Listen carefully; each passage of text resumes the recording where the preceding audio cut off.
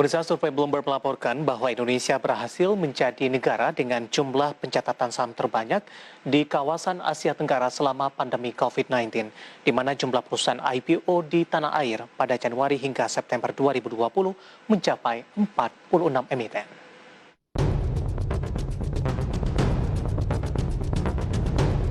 Berdasarkan data Bloomberg, Indonesia sukses menjadi negara dengan jumlah pencatatan saham perdana terbanyak di kawasan Asia Tenggara selama pandemi COVID-19, di mana jumlah perusahaan IPO di tanah air pada periode Januari hingga September 2020 mencapai 46 emiten, sekaligus merupakan yang tertinggi dalam 20 tahun terakhir.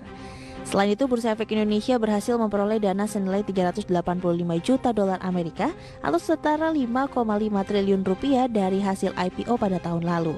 Meski menjadi yang terbaik di ASEAN, namun nilai tersebut justru turun 50% jika dibandingkan periode yang sama tahun 2019.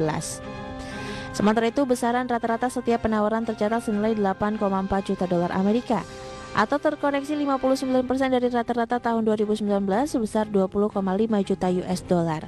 Hal ini disebabkan lebih banyak perusahaan yang menghimpun modal kecil atau kurang dari 10 juta US dollar. Adapun pihak Bloomberg melaporkan bahwa emiten dari sektor keuangan dan konsumen berhasil mendominasi pasar initial public offering pada tahun 2020, di mana kedua sektor tersebut menyumbang masing-masing sebanyak 33% dari total jumlah dana yang telah terkumpul. Berbagai sumber, IDEX Channel. Ya, pemirsa, masih di Market Review dan di segmen ini kita akan bahas topik mengupas IPO sebagai mekanisme pembiayaan perusahaan.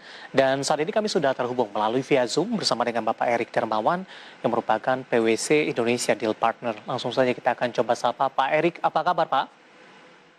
Pagi, Mas David. Baik kabarnya. Terima kasih Pak Erik sudah meluangkan waktu di IDX Channel. Pak Erik, bagaimana PwC Indonesia melihat dampak dari COVID-19 terhadap pasar modal dan juga landscape dari IPO di Indonesia? Tadi juga sudah kita sampaikan informasinya di sepanjang 2020 lalu, Indonesia merupakan salah satu pasar modal emiten IPO-nya terbanyak di sepanjang 2020 lalu, Pak Erik. Ya, baik Mas David. Jadi kalau kita lihat secara overall memang kondisi daripada pasar modal Indonesia ini terpengaruh dengan kondisi daripada pandemi yang mulai terjadi dari sejak tahun lalu. Dan sebetulnya kalau kita lihat dari sisi kontraksi daripada pasar ini hanya tidak terjadi di Indonesia, tapi juga terjadi secara market secara global. Jadi misalnya kalau kita lihat dari sisi tren daripada IHSG tahun lalu itu di awal-awal 2020 sebelum COVID kurang lebih indeksnya itu di level sekitar 6.000. Nah setelah jadi outbreak COVID di Maret 2020 itu memang indeksnya itu terkontraksi cukup signifikan. Jadi drop dari level 6.000 ke level di bawah 4.000, jadi 3.900 sekian. Nah itu memang merupakan titik yang terendah itu di dalam 8 tahun terakhir. Meskipun memang pelan-pelan kemudian menunjukkan suatu gradual improvement dan kurang lebih itu mencapai titik slightly di bawah 6.000 itu di sekitar Oktober 2020.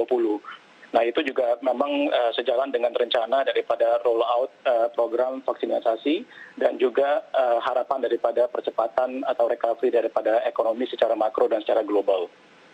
Nah kalau kita lihat secara spesifik di Indonesia Capital Market, kita bisa lihat bahwa memang seperti yang tadi Mas David sampaikan, dari sisi jumlah emiten yang mendaftarkan di bursa saham di Indonesia di tahun lalu, itu angkanya cukup baik, yaitu di angka sekitar 51 perusahaan. Dan kalau kita lihat memang itu dibandingkan dengan rata-rata mungkin sekitar 2-3 tahun terakhir itu rata-rata mungkin di sekitar 60 di 2019 dan 2018. Jadi memang angka 51 perusahaan ini cukup baik, dan memang kalau kita bandingkan dengan jumlah perusahaan yang go listing juga di Asia Tenggara itu kita masih tetap tertinggi Indonesia. Jadi kalau kita compare misalkan dengan Thailand, mereka kurang lebih sekitar 28 atau 30 perusahaan. Nah, terkait mengenai prospek untuk tahun ini, kalau kita lihat juga cukup moderat. Jadi berdasarkan informasi yang kami terima dari teman-teman di bursa, kita bisa lihat bahwa kurang lebih ada sekitar target 30 perusahaan yang akan go listing di tahun ini, di mana 9 daripada perusahaan sudah go listing di awal tahun ini, dan total fundraising yang dihasilkan hampir kurang lebih sekitar 3 triliun rupiah.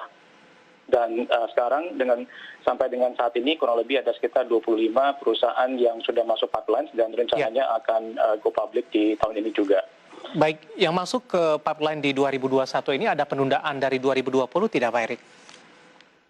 Ada sebagian yang memang kami pahamin itu ada penundaan, Mas David, dari planning dari tahun lalu, tapi cukup banyak juga sebetulnya perusahaan-perusahaan yang melihat peluang bahwa memang mereka akan merencanakan target IPO di akhir tahun 2021 ini ataupun di awal tahun 2022. Bagaimana Anda melihat antusias dari calon emiten di Bursa Efek Indonesia untuk melakukan IPO di tengah kondisi yang masih diliputi ketidakpastian ini, Pak Erik? Kalau saya sih melihatnya adalah dari sisi euforia daripada khususnya misalkan dari klien-klien kami di PwC juga kami melihat cukup banyak yang memberikan suatu sinyal positif di mana mereka memberikan suatu harapan di mana dengan program vaksinasi pemerintah yang sedang berjalan ini diharapkan memang dapat terjadinya recovery daripada ekonomi itu mungkin di akhir daripada kuartal ketiga ataupun di kuartal keempat tahun ini. Nah, jadi harapannya dengan kondisi makro yang ekonomi membaik, harapannya akan mereka mentargetkan untuk go public mungkin kalau nggak di akhir tahun ini ataupun di awal tahun depan 2022 ini. Baik, kemudian mencari sumber pendanaan, memilih salah satu jalannya adalah dengan melakukan IPO. Bagaimana Anda melihat seberapa besar daya tariknya dalam hal ini Pak Erik, terutama di tengah kondisi pandemi? Karena ada beberapa sektor-sektor tertentu, mungkin sebagian besar ini cukup terdampak akibat pandemi COVID-19, Pak. Ya, jadi kalau memang kita lihat tentunya kalau dari sisi sektor ada beberapa sektor yang memang cukup terkoreksi cukup dalam dengan kondisi pandemi ini. Tapi tentunya juga kita lihat beberapa sektor misalkan di healthcare dan farmasi, kemudian di logistik dan juga beberapa sektor lainnya justru mereka mendapatkan suatu quote-unquote berkah juga dari kondisi pandemi ini. Jadi kalau kita lihat memang at the end of the day tergantung dari sebetulnya rencana jangka pendek dan juga rencana jangka panjang daripada perusahaan. Tentunya kalau saya melihat bahwa persiapan daripada perusahaan itu menjadi salah satu kunci utama ya Mas ya. Karena tentunya dengan persiapan yang matang daripada perusahaan, nah nanti tinggal kita lihat kira-kira ketika market itu mulai recovery, biasanya memang kalau kita lihat tuh window daripada market waktu recovery itu nggak terlalu panjang biasanya. Jadi bagaimana perusahaan itu bisa memanfaatkan momentum yang ada. Jadi kalau memang perusahaan itu sudah siap, sudah ready, istilahnya mereka tinggal press the button dan tinggal launch the IPO proses itu. Baik, ketika melakukan perencanaan untuk melakukan IPO, Pak Erik, mungkin perencanaannya sudah dilakukan, ini sebelum adanya pandemi begitu. Kemudian ketika pandemi terjadi, misalnya calon emiten yang akan melakukan IPO atau perusahaan ini terdampak dari pandemi COVID-19. Dari sisi sektornya mungkin.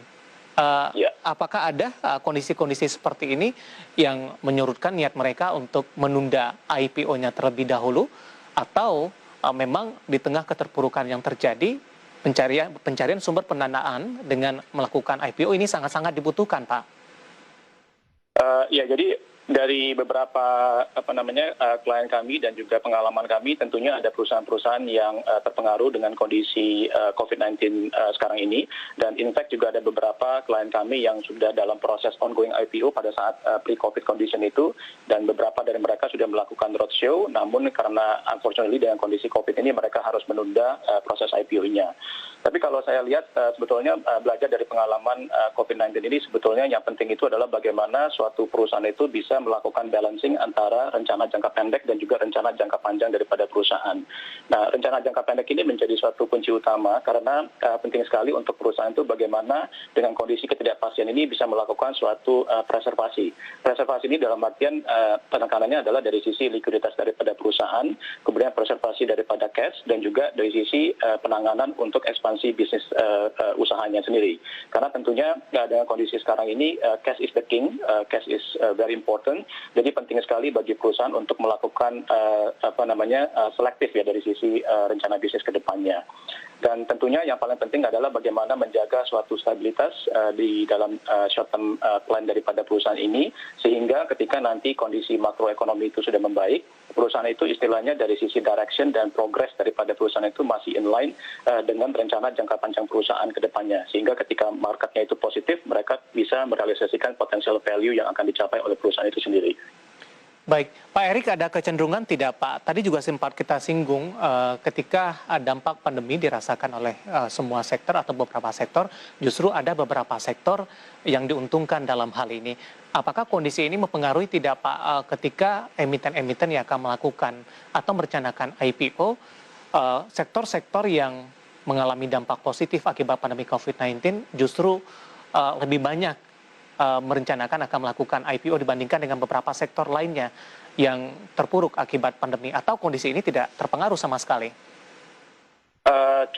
Cukup banyak, Mas Devi. Jadi kalau kita lihat dari portofolio klien-klien kami juga khususnya misalkan mereka yang bergerak di bidang TMT, di bidang teknologi dan telekomunikasi, kami ada juga perusahaan yang sedang melakukan proses IPO, persiapan IPO, dan juga khususnya perusahaan di farmasi dan juga di perusahaan healthcare. Di sini kita bisa lihat ada beberapa dari klien kami juga kami sedang berbicara dengan mereka dan juga dalam tahapan persiapan yang saya tadi katakan sebelumnya, bahwa target daripada IPO itu akan dilakukan mungkin di akhir tahun ini, atau kalau enggak paling lambat mungkin di awal tahun depan.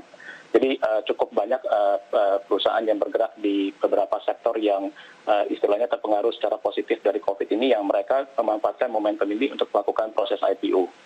Baik, dengan memanfaatkan dana IPO untuk menggencarkan ekspansi di dalam waktu dekat, begitu Pak Erik? Betul. Baik, Pak Erik, menarik, kita masih punya satu segmen lagi, kita akan jeda terlebih dahulu Pak, dan pemirsa tetap bersama kami, Marga Rivi akan segera kembali sesaat lagi.